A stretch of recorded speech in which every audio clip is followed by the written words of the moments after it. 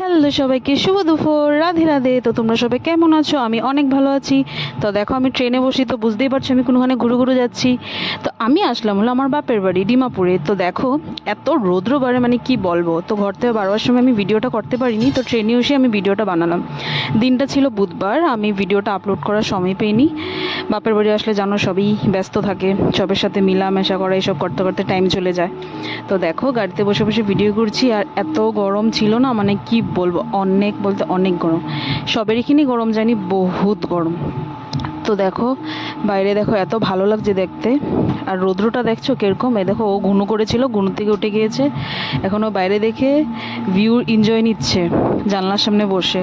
আর ও গরমে এত ভালো লাগছিল না ওর, এটাই। তো দেখো আমি চলে আসলাম ঘরে।